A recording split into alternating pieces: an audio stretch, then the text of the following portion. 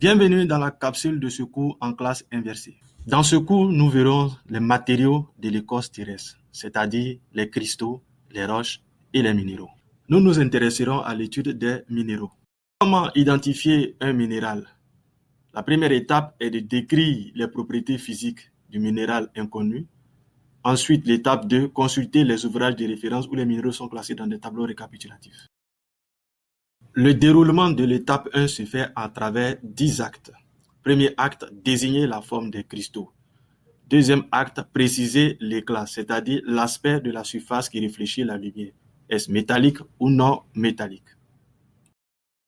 Le troisième acte est de désigner là où les couleurs dominantes observables dans le minéral.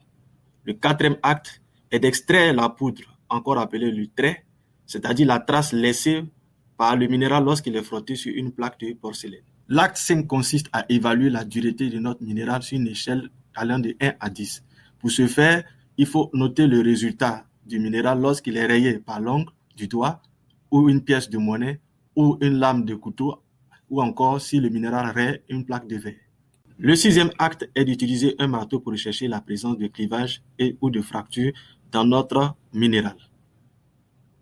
L'acte 7 est d'utiliser un aimant en vue de détecter le magnétisme de notre minéral. Les derniers actes accomplis dans le cadre de l'étape 1 sont les suivants. Percevoir la saveur à l'aide de la langue, déterminer la transparence à l'aide d'une lumière orientée telle que d'une torche, et enfin apprécier la densité du minéral en le plongeant soit dans l'eau. Pour bien consulter les ouvrages de référence, il faut savoir que les minéraux y sont classés dans des tableaux selon leurs propriétés physiques communes. On choisit les tableaux adéquats pour nommer notre minéral. D'abord, il faut connaître l'éclat du minéral. Si l'éclat est métallique, directement sur le tableau 1. Lorsque l'éclat est non métallique, vous ne pouvez pas choisir de tableau. Il faut donc connaître en plus de l'éclat la couleur du minéral et la dureté. Si la couleur est claire et que la dureté est supérieure à celle de la lame d'un couteau, c'est-à-dire supérieure à 7, vous utilisez donc le tableau 2. Si le minéral est clair et que la dureté est inférieure à celle de la lame d'un couteau, c'est inférieur à 7, vous utilisez le tableau 4.